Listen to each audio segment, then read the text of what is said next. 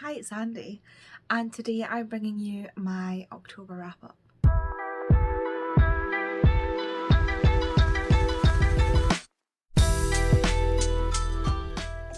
I had started a reading month in October. Well, kind of. I DNF'd a few books, and I'm not going to show you those here because there's quite a few, and a lot of them it was like a try a chapter thing. You'll see that more in my vlog, even though I didn't really mention it much in my vlog. Anyway, I'm not going to show you those ones. All I'm going to show you are the ones that I completed in the month, and yeah, talk through them. I'm really sorry if you can hear the storm going on outside, but currently in Scotland we are being absolutely battered by storms, so it is windy and rainy and there's not really much I can do about it, so I'm sorry, but we will persevere. In October I ended up reading 17 books. That's not including, like I say, all the ones that I unhauled. I did not include them in this, otherwise it would be a bit ridiculous, because I unhauled, like, I think I unhauled like 7 books or something, but I've also managed to get my TBR down, my physical TBR down to 81, and I've read quite a lot, or not quite a lot, I've read quite a few books on Kindle, which gets them off of my Kindle TBR, and I will be adding them to my library when I can get the physical copies. So I'm going to stop rambling now and just get into the video. The first book I read this month was Bad Luck Vampire by Lindsay Sands. This is the latest in the As You Know series, the Roadrunner series, and it is about Alistair and Sophie. And Alistair has been, I think, mentioned in the background of other ones, but this is the first time we actually get to see him, and I really enjoyed this. I actually really enjoyed getting some fresh new characters, but still getting to see older characters in there. There was a wedding at the start, which is in one of the, like, it's set, like, this book of the couple, they're getting married, is set like a month or so before this, so it's in probably one of the more recent ones, which is why I couldn't remember everything about it. I do remember they have a big what's the big fluffy white dog's called again? Samoyed, called Sinbad, which is a really weird thing to remember. But this follows Alistair and Sophie, and Marguerite is like, yeah, Alistair, I found your life mate. But unfortunately she's come to the wedding with someone else. Fortunately that someone else is also one of the immortals, so he's like, you know, it's Tybo, I think. And Tybo's like, yeah, that's fine, whatever. Like, as long as she's happy, I don't care. And somebody is trying to kill Alistair for being with Sophie. Like, Sophie's been engaged 3 times, and each time the person has either died or has, well, one of them's in a coma basically, and she thinks this is all a coincidence. And then someone starts to try and kill Alistair, and he's like, maybe not so much. She was like, ages ago I read this, because I read it right at the start of the month, but there's a whole like family dynamic that you go through, and I'm like, I think of this person, it's that person, it's this person, and I did get it right at one point, but it wasn't the most obvious choice. So yeah, there's a bit of a mystery in this as well, and I really enjoyed it. The next thing I read was The Shadow Cabinet by Juno Dawson, and I finally got this finished. This is the Waterstone Special Edition, and it is, or exclusive edition, Braid Edge edition basically, and it is also signed and personalised by Juno herself. I'm covering this because it has a spoiler on it. It's a spoiler for the first book. If you want to know what it is, feel free to message me on whatever platform you can message me on, Twitter, Instagram, whatever. They're all linked below, to ask me or to get a photo of it. But yeah, I didn't enjoy this one as much as I enjoyed the first one. Unfortunately, it was still a good book. It was still a great story. It was still, you know, pushing forward on the narrative, and the biggest problem I had with it is that the whole time Kira has no clue what's going on, which meant you as the reader have no clue what's going on, and some people love that in a book. For me, it just got a bit old, and that was the only problem I had with it. That was it, that nobody seemed to know what was going on. Like, I like a good story where people kind of know what's going on. Not just like walking through town and people like, hi, hi, and she's like, who's that, who are they, what happened? She has no memories, and I feel like the interesting bit did get skipped over fairly quickly, or the interesting bit for me, but still really enjoyed it, still really looking forward to the next book, and I'm so glad to have finally gotten this off of my TBR. The next thing I read was Unfortunately Yours by Tessa Bailey. I absolutely loved this. This is about our two characters whose names I can't remember. Yep, it doesn't even say the characters' names on the back. Fantastic. But it is the sister of the, if you've read Secretly Yours, it's the sister of the male main character and the ex-Navy SEAL who tries to open a new vineyard in Napa, where this family has their vineyard. And they kind of try and help each other. She needs to get her trust fund, so she has to, but her dad stipulated that she has to be married to get her trust fund, and he needs help with his vineyard. And so they pretend that they're getting married, and I think they do actually. They don't just like carry on with the fake engagement, like they fake get married, but obviously they like real fall in love throughout the story. I love these characters, I love this book. I am really, really impressed with the way that Tessa Bailey handled elements of PTSD without, I feel like she handled it well without trying to be an authority, because it isn't necessarily about the main character whose name I can't remember. It's not about him living with his PTSD or about how he got his PTSD. It's about him having done all the therapy for it, or done like a lot of therapy for it, being at the other end of it and still having like niggling issues. So like things like that, like mental health issues don't necessarily just go away. And that's what she shows in this, in my opinion. Again, I might be wrong.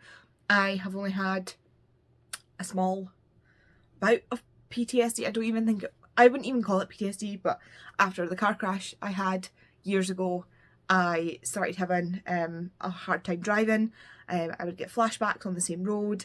I would have panic attacks in the car and everything like that. It was a whole thing. But obviously nothing compared to our main character who watched his friend die during the war in Iraq. That's obviously going to give you like horrendous. Not even saying that mine was the same. I just mean like I recognised some of his feelings in a way that made me think that Tessa Bailey had some idea of what she was talking about. Yeah. Next is the one we need to have a quick discussion about, and that is A Fourth Wing by Rebecca Yarros. Yes, I didn't buy into the hype and buy this book. This book, the author Rebecca Yarros and our main character Violet both have EDS, I have EDS. And so I wanted to read it and see what the rep was like, because I was hearing a lot about rep from people who, apologies, don't know what they're talking about. So I was hearing a lot of comments from people who aren't even disabled in any way, no chronic pain, no disability, just, you know, normies, as it were. And they were criticising some of the rep in this, and I was like, well, wait a minute. I'm somebody who has the same condition as both the author and the character. I'm going to read this just to see what the rep is like. I'm not a fantasy reader. I did not expect to like this, but I actually really, really enjoyed it. I still, to this day, am thinking about it. I tabbed this, so I should have chosen better colours. How do I do this? So purple is for parts about our EDS. Pink are lines that I particularly loved. Green are the ones where I'm either mad or disgusted with the character. I was disgusted, that's why I chose the green ones. I was like, ugh. So that's that one. And our one little blue tab where I physically cried and was like, no, don't do that. No. Yeah, so thanks for that, Rebecca. All in all, the rep for this I really enjoyed. I really enjoyed the fantasy elements. It wasn't so fantasy that I couldn't get on board, and I'm not a fantasy reader. Like, you can see, these are my fantasy shelves. Like, these are all my fantasy shelves. Don't know why I can't say that. Behind me here, and you know, this is Greek mythology, urban fantasy. This is sci-fi, urban fantasy, urban fantasy, urban fantasy. Wouldn't even call it fantasy. It's more like magical realism, sci-fi. Again, urban fantasy. I read urban fantasy. I need to have a heavy foot in our world with some magical or fantastical elements, and I struggle with world building and brand new worlds, but for me this did a very good job of being accessible for me as a non-fantasy reader, so I'm very happy with that. I actually really enjoyed the story. I'm so excited for Iron Flame. I have it on pre-order and I am so excited. I kind of have some theories, and I'm like that guy, the meme with the guy with the board and all the string with my theories, and there's people on TikTok that I find with those theories as well, or similar theories. Sorry, I've got hair in my face. So yeah, really excited. The thing I want to talk about. As you can hear, I am Scottish, and if you've read Fourth Wing, you will know that Rebecca Yarros, or you might not know, but sorry, this hair is really annoying me now. So if you've looked into it a bit, you will see, or you will know, that Rebecca Yarros has used Gaelic words or Gaelic phrases, or put together Gaelic words into this book to make up dragon names, to make up place names, and that's fine. I don't mind that. I don't mind that. I do think I didn't think much of it. I'm not a Gaelic speaker. I have learned bits here and there. I do plan on trying to learn Gaelic. Kay spoke Gaelic until she was 4, and then had to go to an English speaking school, so she went to a Gaelic nursery, went to an English speaking primary school, and then moved away and no longer spoke Gaelic. Her parents were raised with Gaelic, you know, in some ways. I know bits here and there. I open the book and say to Kay, like, how do you pronounce this? I am not a Gaelic speaker, but Gaelic is a dying language. Gaelic is a minority language. Gaelic is a language that you don't hear people speaking that often, especially not everywhere. You hear it in different parts of the country. If you go far up north, if you go far out west, that is where you tend to hear it. We've got the mod. There are people who are trying to bring it back and learn it, and that is fantastic, but it is a very small language as opposed to things like English and Mandarin, French, Spanish, etc. And so it being used in this is kind of like a token, and I didn't think of it like that until today.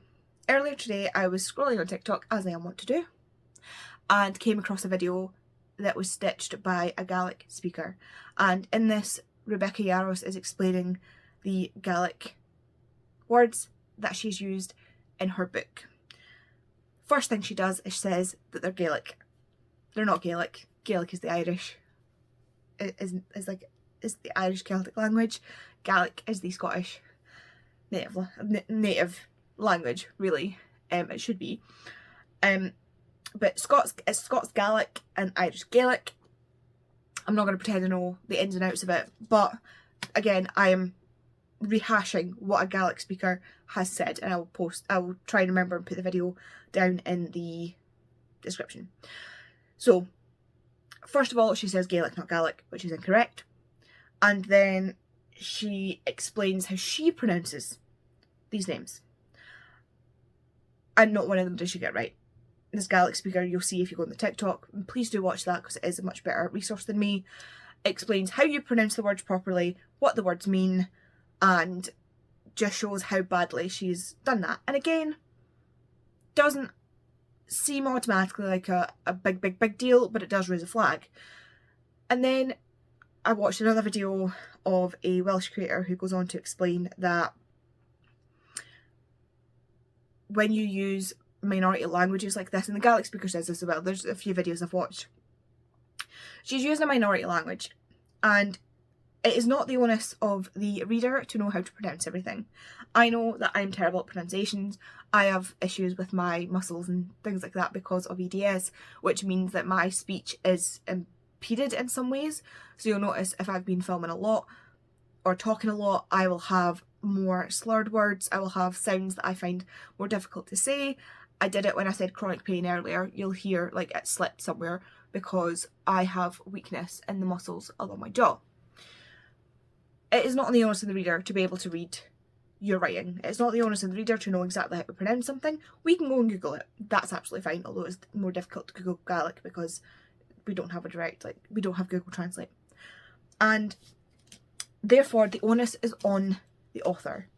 If you want to use a word that you do not know how to speak that language, you go and you check, you learn, you do your research. There is good comparison, actually. I've got my beautiful paperback. So there's excellent comparison here with Arv Kwang. Now Arv Kwang does in fact speak, I believe it's Mandarin? Cantonese. He's from Canton, Andy, you know he's from Canton. Cantonese. And so she knows how to pronounce the words. And the pronunciation is correct in the audiobook. Rebecca Yarros does not know how to speak Gaelic. She doesn't even know how to say Gaelic. And she's gone ahead and used that for her profit in her book. And I think what my problem is as well, sorry, I don't know why I did that. I think part of what my problem is as well, like it's a similar sort of thing, not similar enough, but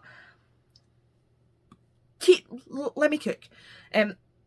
When Stephanie Meyer wrote Twilight, I did not think anything of her using the Quileute people and their myths and their legends. To me, I was like, oh my god, that's so cool, like, it makes me want to go and learn about them.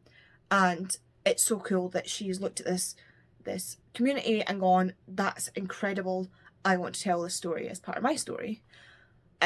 But then as I got older and as I learned more and as it was kind of looked into a bit more, I realised the damage that she'd actually done to the Quileute by using racist stereotypes, by taking their stories without any sort of recompense or recognition to the Quileute people for her profit. And even now that the Quileute are in a very perilous position where they are losing their land to America and to the sea, they are struggling a lot, and she has done nothing. She's not even tweeted or reposted anything to help them. She can't be bothered to lift her arse to help out a people whose story she has used for her own profit. And that is like a much worse version. But for me, I think the reason people don't think as much of this being as bad, or it's definitely not as bad, but in the same sort of vein, is because the language that you're taking is from white people. And again, you're going to just have to let me follow this thought through to the end. So Scottish Gaelic is a language that is Scottish, Celtic. It is mostly West Coast and up north, and we are, like in Scotland, we are still in the sort of echoes of what happened way back with the Jacobites and Culloden, because after that the English took over and they slaughtered people, they moved them from their land, they removed them to the Americas and to Canada. That's why there's so many Scottish people in Canada.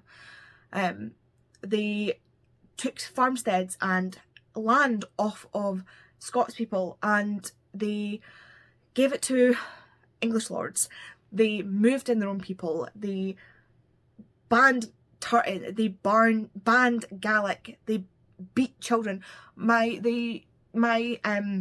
wife Kay, her grandparents, at one point, her grandparents actually refused to speak Gaelic with her because they were beaten as children when they spoke Gaelic in school.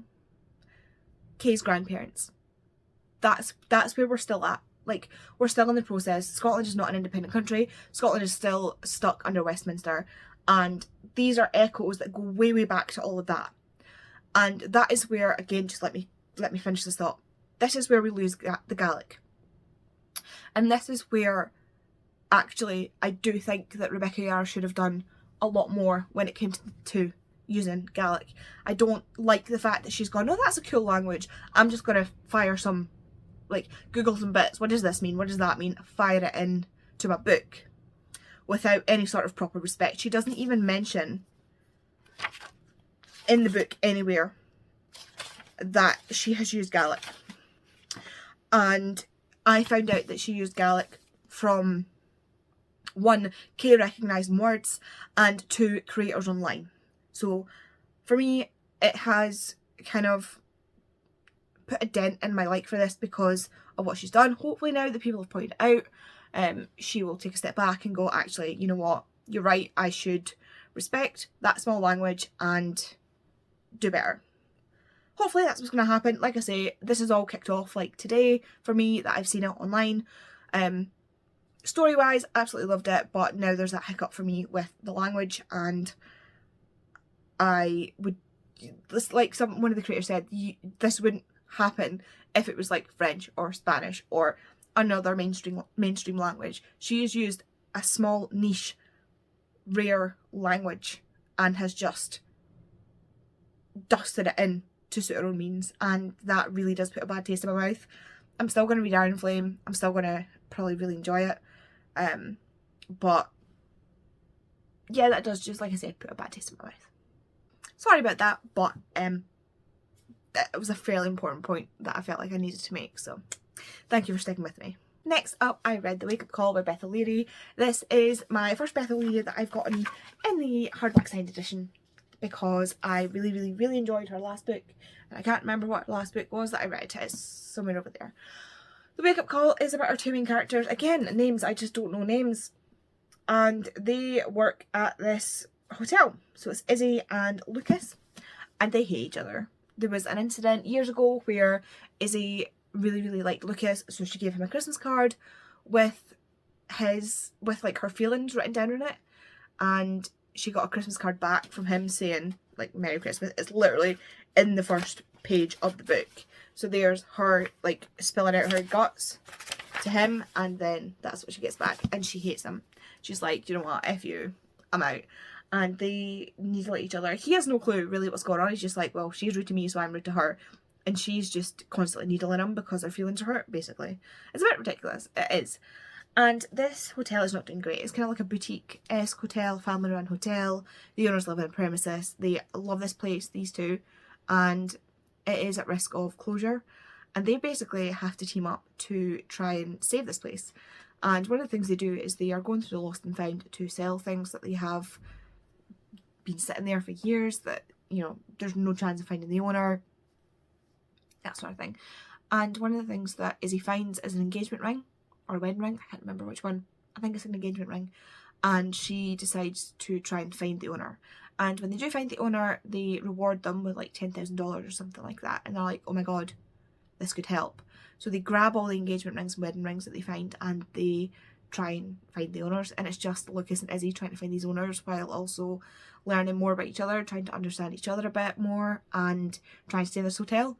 It's a good fun time. I really enjoyed this. It's not my favourite Beth O'Leary, but it was a good time, and I am glad that it took a turn away from the road trip because I hate that book. The next thing I read was Delilah Green Doesn't Care by Ashley Herring Blake. This is a female romance novel, and it's the second one I've read. First one I've enjoyed, and this hair is just really sorry.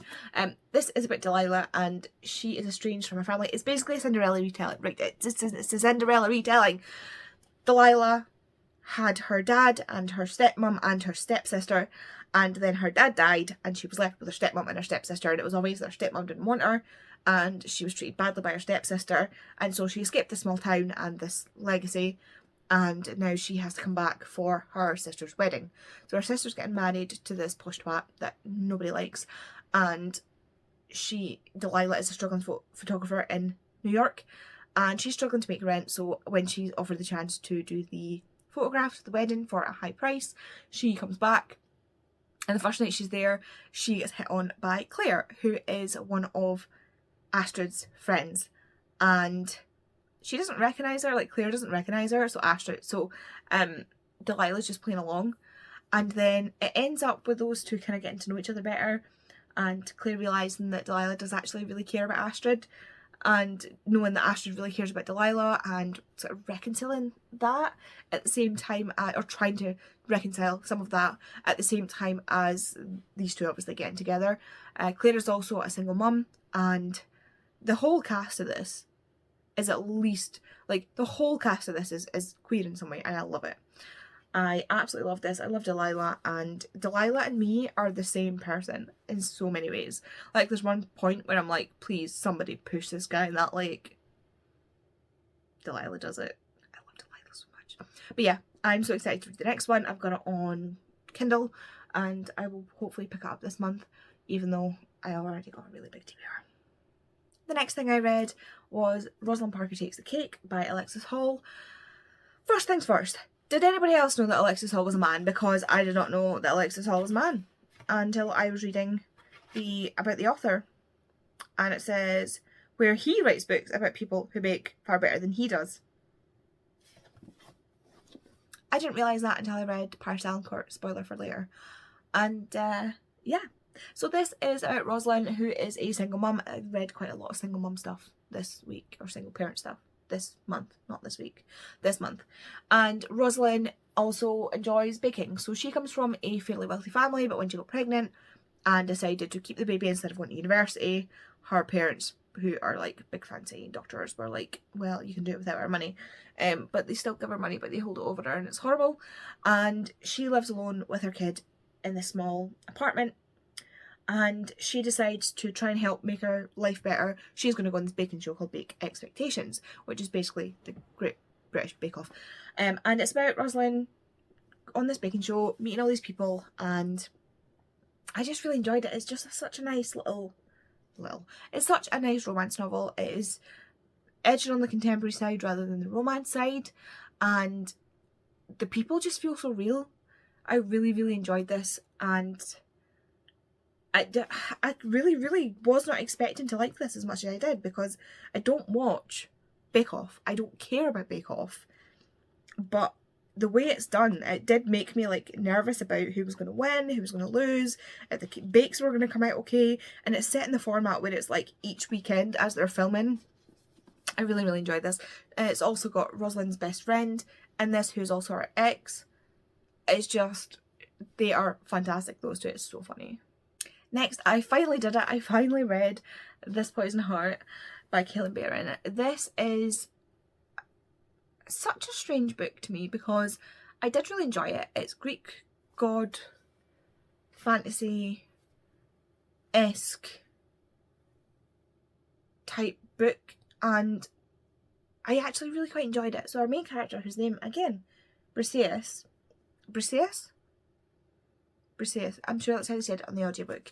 Bree is adopted by these two women, and they have a flower shop, and Bree also has this ability to like work with plants. So like she can grow a whole new plant from like a petal. So she grows like rose bushes from petals, or she can do it from like, it's easier if she has seeds or like stamens or things like that.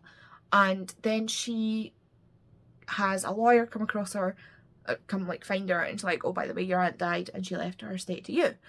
So her mums are like, okay, cool, let's go and find out what that's all about.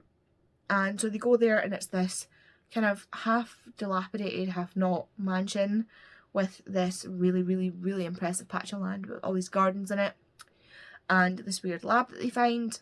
And Bree is kind of just trying to find out more about her family, as are her mums, and all this weird stuff starts happening in town. And then she finds this poison garden, which only she can go in. Like, she is totally immune to the poisons, and there's a secret in there as well. I have decided to DNF this series. I'm not reading the next one. I've read spoiler reviews. I've read like the proper in-depth like things of it, and it sounds fine, but not like something I want to read. So I'm going to stick to this being, you know, the book that I read. I really enjoyed it. It does lean on the younger side of YA for me, and I think that's my problem with it, because I'm much more into my adult books now than young adult and middle grade, with some exceptions. But I really, really enjoyed it. I think it was fantastically written, but I'm just not going to continue with the series. And then I just scrapped my entire TBR and put to my Kindle, and I read Behind the Net by Stephanie Archer.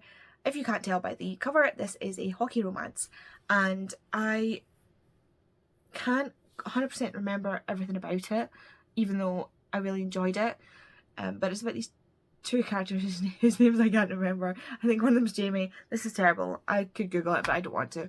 And basically our female main character becomes the assistant for this hockey player, and it turns out that it's when he opens the door to his apartment, it turns out it's the guy she went to high school with that she had a massive crush on, and he also had a massive crush on her, but they both thought that they didn't know the other existed.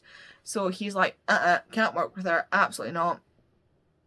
So gets her fired, and then she gets really mad and like calls him a dickhead, and then asks for her job back, and then gets her job back, and they like work together, and she looks after his dog that is like a dog that he finds next to like a dumpster, and he's like, well, I can't leave you here, so he ends up keeping the dog, and I love the dog. But yeah, and it's basically just those two. It's such a slice of life. I really enjoyed the characterization. It was so well written. I don't think I expected it to be as well written as it was, but it wasn't forgettable in a bad way. It was very much slice of life, like nothing big and dramatic and drastic happened. There was like obviously like peaks and troughs and the plot points and stuff like that. Like at one point she falls through the ice when she's skating on her own, and he's like freaking out and gets her to the hospital and stuff like that. Like there's like bits like that, but really it's just these two sort of figure themselves out. Like he's got a lot of issues mentally, like mental health issues, because his mum's got mental health issues, and he's focused all his energy into looking after his mum, and his mum's like, you cannot be doing that. And she's got like very bad self-esteem and has been really hurt by her ex, who she also went to high school with. Like he was so abusive, and she didn't realise it until someone pointed it out, like, you know. And yeah, the more I think about it, the more I remember, the more I love it. But yeah, that's all I can think to say about it just now. And then I decided to pick up Elsie Silver's Chestnut Springs series. So that is Flawless, Heartless, Powerless, and Reckless are the first 4, and those are the 4 I read this month. And I read them at different points throughout the month, sort of like starting after Behind the Net, I read Flawless, and then just powered through some of them because I could not put them down. Each of these are about different people. So Flawless follows Summer and Rhett is a bull rider that has been caught on camera punching a paparazzi in the face. And I mean, fair. But Summer's dad is his agent, and he is not happy, and so he sends Summer to babysit him and make sure that he behaves until this all blows over. And the one rule he says to Rhett is, keep your hands off my daughter. So of course, it's a romance. What happens? But Rhett also lives on his like family's farm. It's called Chestnut Springs. Well, it's in a town called Chestnut Springs, and it's called Wishing Well Ranch. And it's Rhett and his dad and his brother Cade and his brother Beau and their kind of adopted brother Jasper and Theo, who is Rhett's protege. And you basically see Summer trying to sort of understand Rhett while Rhett's pushing back, and they fall for each other. And I loved this series so much. I just could not get enough of it. It's so funny because the books are all different. So Rhett and Summer really have this like butt heads, like hate to love style thing going on, and I can't say anymore because I'm just gonna gush. Next up is Hopeless, which is Cade's book. So it's Cade, who is the older brother of Rhett, and Willa, who is Summer's best friend. And Cade has a son, Luke, and he needs somebody to watch Luke while he works over the summer on the ranch because, you know, farmers don't really get a day off. And so Willa is brought in by Summer to help, and Summer also thinks that they would get on very well, and she is right. So it's basically her being like the nanny, and it's like a whole nanny thing. And they two fall for each other. There's an age gap. There's like 9 years age gap, I think. And Cade is just so grumpy and just so hurt by the world. And Willa is an absolute firecracker. Like, Willa literally, she's in every book just be like, I think you should bang him. And everybody's like, that is not the solution to everything. She's like, look what it got me. And you're, yeah, you've got a point, Willa, but that's not the solution to everything. So yeah, that's basically the story of that. Again, these are very kind of slice of lifey. It's like Willa and Cade getting to know each other, getting to see, like, they have to live together, and the forced proximity and breaking down each other's barriers, and I just absolutely loved it.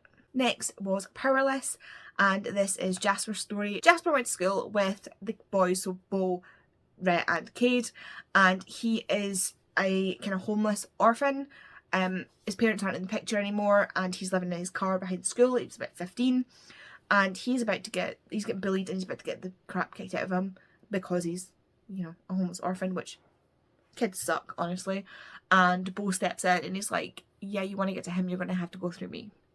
And so the bullies run off because Bo and his brothers are known for not taking any nonsense. And then Bo turns to Jasper and he's like, you're coming home with me. You're not staying in your car. And Jasper's like, that's no. And he's like, you're coming home with me. And so he takes him home and explains to Harvey, who's their dad, what's happening. And Harvey's like, yeah, you can have that room over there. You're staying with us. You're not going back to that car. And so he's kind of brought up as one of the brothers, and he always feels kind of out of place, and he always feels kind of beholden. But none of them ever make him feel like that, because to them, he's just another brother. Like, to Cade, he's just like another annoying younger brother. To Bo, he's like his best friend. And to Rhett, again, he's like the younger brother type thing. They love him like a brother. Like, they just do. And Harvey loves him like a son. That's just how it's been. But when they took him in, they then introduced him to their cousin Sloane. And she is, so it's Harvey's wife's sister's daughter. So, like, their mum's daughter is probably an easier way to say it. And there was, like, an instant connection. Instant love. Even though she's, like, 12 and he's, like, 15. She's, like, instantly in love with him. And then through the years, he starts to fall for her as well. And then she's about to get married. And he's like, oh, crap. I should have said something earlier. But again, like I said about another book, the guy she was marrying is awful. Like, the worst. Like, maybe the second worst guy in this entire series. The first goes to Winter's husband, Rob, but I'll talk about him in a minute. But, yeah. So, he helps, like, sneak her out of her wedding while Willa causes a distraction, which only Willa could do. And they run off, and and Sloane and him eventually have to admit their feelings for each other, and there's, like, a bit of, like, an argument with it, because Sloane's like, alright, okay, yeah, you're gonna tell me that right now is when you choose to tell me that you had feelings for me for the past how many years? Are you effing kidding me? She is mad, like, she is pissed. She is so angry at him, like, she doesn't just, like, lay down and be like, oh my god, yes, he loved me. She's like, no, I've sat here mooning over you for years, and you felt the same the entire time, and you just let me do that. Are you kidding? And so they live in this little bubble for a while, and then Sloane kind of, like, hits back to reality.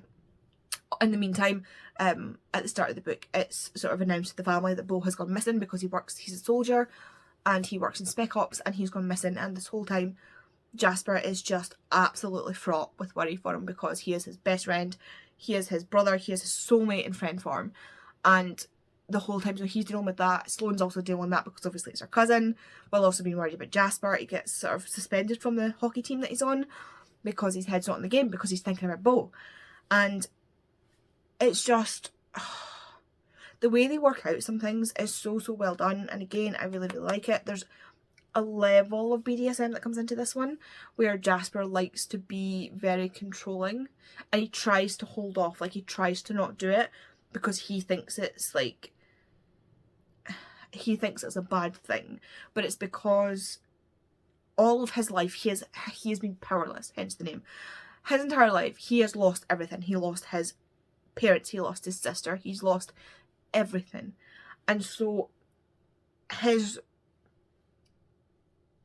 sort of sexual needs in the bedroom have worked around power and power balances and power imbalances, and he likes to, like, basically, like, tell the person what to do, and he, like, and not be talked back to and stuff. Like, it's very much like a sub and dom sort of thing, and he tries not to be like that, and Sloane's like, something's going on, you need to tell me, like, what's going on. So he explains to her, and he's like, yeah, there's a door you can run if you want, and Sloane's like, I can work with that. And it's just, like, the way she validates him, even though, like, she understands as well, like, she understands it's because his whole life he's had no control and no power, and that is the way it's manifested itself. He's also, like, virgin on the side of, like, being OCD coded. Like, he's very, very, very particular about some things, in a way that's kind of, like, you can tell that it stems from not having control, and he needs something to like feel like he's in control, and that's how it's manifested. So yeah, I just love these two. I love the way they deal with things together, and oh, it's possibly my least favourite, but still like 4.5 stars. Then the one I rammed in right at the end of the month on the last day, even though it's like I've still got other books to talk about, I'm just going to finish this series, although I've got Bo's book next, is Reckless, and that is about Theo, who is Rhett's protege, and Winter, who is Summer's sister. Yes, I know, you need like a whole thing to explain it. It's fine, you get there if you read it. So Winter has just split from her husband, and he is the worst. So he is a cardiothoracic surgeon who worked on Summer when she almost died because of a heart issue, and then her surgery went wrong, and then he groomed her as a child until she turned 18 and started sleeping with her. And then when Winter came along, Winter is older, but when Winter started at the she's a doctor as well, so when she started at the hospital, he decided to go after her instead of Summer, made Summer keep it all a secret while also still stalking and controlling Summer. So he would like phone her every day, he would like check up on her, and he would stop her from going on dates and things with other men and control her basically without being in a relationship with her, while guilting her about what they did. And then also was dating and then married Winter, and Winter had no idea about this. There's a whole thing with Winter and Summer and their relationship as well that's like really, really tense in a kind of a similar way to Delilah Green, but also there's like an added layer of like ooh. And so Winter finds this out in Summer's book, what happened with Summer and Rob, and she leaves Rob because, you know, the man groomed her sister. She does actually love her sister very much, but she's known as the Ice Queen because she doesn't show her emotions, and she's had to do that her whole life. She's had to shove it down and not show her feelings, because otherwise her mum would retaliate, not only against her but against Summer, and she didn't want Summer to get hurt by her mother, so shut down.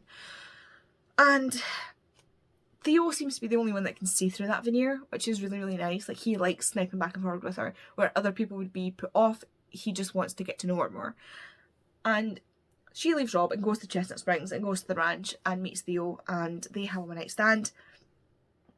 And then she discovers that she's pregnant. But by this point, Theo is away back on the circuit to do his bull riding, and she tries to contact him, doesn't answer. So she texts him, and she gets a text back that basically says, "Thanks for letting me know." And that's it. So she's like, fine, I can do this on my own. Skip 8 months later, she has the baby, and no, skip 18 months later, sorry, and Theo comes back and has the realisation that that's his daughter, because he had no clue, because he didn't have his phone. Someone else had his phone and did not tell him that he'd gotten these messages, and it's horrifying. It absolutely broke my heart what happened to those two, and like him being so distraught over missing his daughters, like missing Winter's pregnancy, missing the birth, missing 9 months of his daughter's life. He is absolutely beside himself, because he has loved Winter since the first, like, again, it was like love at first sight for him, and for her it was like annoyance at first sight, and then like lust at first sight and annoyance at first sight. And then he's like, he phones his mum and he's like, what do I do? And his mum is like, you make that woman's life as easy as you can, because she's been looking after your daughter for 9 months and she's been doing it alone, and she went through all of this alone. Your job right now is to make sure her life is as easy as possible. And so, because he hurts himself, he gets like in an accident and can't bull ride, so he's like cleaning her house, looking after the baby so that she can go have coffee and get her nails done and just sleep in, and like he just goes straight into full dad mode. Like, it is so cute. And through co-parenting like that, they kind of find each other and fall in love, and it's just so nice. I know a lot of people don't like the accidental pregnancy trope, and I will say Elsie Silver does use that quite a lot. It's the second book she uses it in, and all I can say is the way these two maneuver around each other and start to understand each other, and the way that Elsie Silver writes these relationships just blows me away. This is my favourite one of the series so far. I don't know how anything else is going to beat it, but I just love these two together. Watching them just be there for each other and be great examples of friends, of co-parents, of partners, and it was just so beautiful. And then of course we've got Rob, who is now harassing Winter, like literally sitting outside her house in the car, hand delivering like bills for their wedding and their house and stuff like that. All stuff, like, she left him everything in the divorce. She just wanted to get away from him, and he's now stalking her, and Theo's like, I think not. But then Winter has the last word, which is beautiful. Winter and Summer like get to have the last word with Rob. Theo's like, I don't want to be overbearing in this, but like I kind of want to kill the guy. And Winter's like, I'm gonna do it myself. And he's like, cool, how can I help? But these two, this relationship to me is just perfect in so many ways, and I cannot go on about it enough. But I'm going to stop because I still have books to get through. Next, I'm going to talk about Wildfire by Hannah Grace. This is a companion sequel novel to Icebreaker, also by Hannah Grace, and this follows Russ and Aurora. Russ is Muffin. If you've read Icebreaker, Russ is Muffin. He is the quiet one, the one that gets them in trouble in the first book, the one that has a shady past. Not shady, but like, he's very secretive about it, and it's actually quite heartbreaking. And he has a one-night stand with Aurora, who is, funnily enough, dating the basketball guy that Anastasia from the first one was dating. But we stand the basketball guy. Like, he's top tier, like, man, honestly, I tell you. But he's leaving university, so they're like, well, we'll not see you again. Like, you know, they break it off. She goes to this party, meets Ross. They have a one night stand, and there's a misunderstanding, and she leaves. And so then they're both like, it's fine, I won't ever see them again. I'm going to this camp for the summer to be a camp counsellor. Of course, both of them are going to be a camp counsellor, and they're like, And so they spend the summer together, but there's also like a no fraternisation rule, so they can't be together during the summer, but they want to be together, and it's just them getting to know each other. It's very, very heartwarming and very, very like funny and fun, and you've got other characters in here that just make it even funnier. And God, Russ, I love these men that are written into romance books nowadays. Like, they're just so caring and so cool and so sweet in such an easy way. Like, the bar is on the floor, guys. The bar is in hell at this point. Sometimes I wonder. But yeah, and it's basically, again, it's romance. Like, he's an ice hockey player. She is, I don't think she does any sports actually. But they go to the same university, and yeah, they just spend the summer together and fall for each other. Okay, now we've hit the bad, but now we've hit yeah. Then I read The Long Game by Elena Armas, and yeah, I rage read the end of this. I did not like this at all.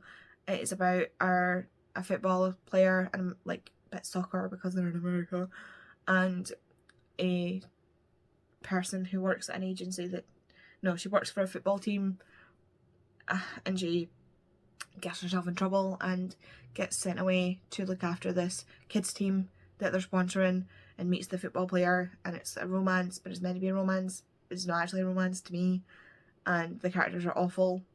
Like, there's a character in Rosalind Parker who calls her darling or love, and she's like, don't call me love, and he's like, oh, I'm sorry, and she's like, I don't want you to call me love because like these are the reasons, and she sets out the reasons, and he's like, I didn't mean any offence, and she's like, I know you didn't mean any offence, just don't do it again, and he's like, okay, and he does, he tries, he slips up, but he does.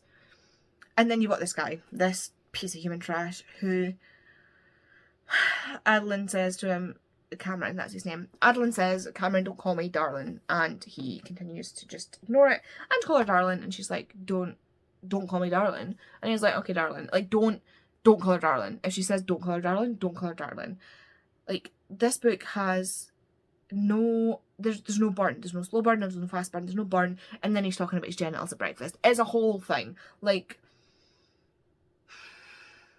I could not believe this was written by the same person that wrote The American Roommate Experiment. And there's a whole rant in my vlog, so I'm going to stop now, but this is getting on hold. For me, it just wasn't worth it. And then I read Paris Delacour is About to Crumble by Alexis Hall. This is the second season, or the next season on from Rosalind Parker, and I say season because this season Paris goes on Bake Expectations and meets Tahir by hitting him in the face with the fridge, which is, you know, a great way to meet someone.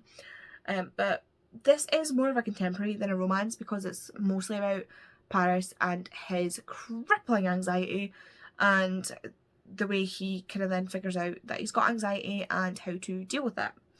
That is pretty much this. That is it. That is the story. Paris and his anxiety and his crappy relationship with his parents all sit around this sort of kind of romance with Tahir, and then the baking competition. I did enjoy it. It's not as good in my opinion as Rosalind Palmer, but I think I've been calling her Rosalind Parker. Oops. But yeah, I really enjoyed this. It was cute, it was sweet, it was a very good look at anxiety, but not what I was expecting, and I still really enjoyed it, so hi. And lastly, I read What Happens in Dubai by Sophie Gravia. I read A Glasgow Kiss, I can't even remember when, sometime this year, by Sophie Gravia, which is the first one in this, and I described this as Scottish Bridget Jones because to me that's what it is. This is about Zara, who is 29 and she is a bit of a mess, really. She's training to be a nurse and she's working at an aesthetics clinic and she just wants to find Mr. Right. And after the events of the first one, she's qualified as a nurse now, qualified as an aesthetics nurse, and she is also just sleeping her way through Glasgow. So when a chance to go to Dubai comes up to do some work for the clinic, she goes, and it's just like, again, it's just Scottish Bridget Jones but in Dubai, and it's so funny. And they come back and then they're trying to save the clinic, and this one was less cohesive for me because it was like you were trying to do two stories, like the saving the clinic story and the romance story, and it didn't mesh great. Like both stories were good but they didn't quite like fit together. I don't know what it was missing, but I really enjoyed it, and it's still like quite sexually gross in some places. Like, I don't make me talk about it. I've done that thing on my hair again. Don't ask me about it. Just don't ask me about it. But I'm not even gonna. But yeah, this is it's funny. It is kind of gross. It is very a series of unfortunate events. Not the books, like just like constantly things are going wrong, and I really enjoyed, like I really enjoyed the saving the clinic side of it. I wasn't overly fussed with the romance side of it, but yeah, I'm very happy, and I will read another one if she brings out another one in the series. So those are the books that I read in the month of October. My arm is so dead right now. Yeah, if you've read any of these, tell me what you think. I'm so sorry that I went on a rant about some of these books, but hey, it's my channel and I'll rant if I want to. Speed me up, skip it, I don't care. Do what you want. But I'm going to go now, I'm going to stop, I'm going to just...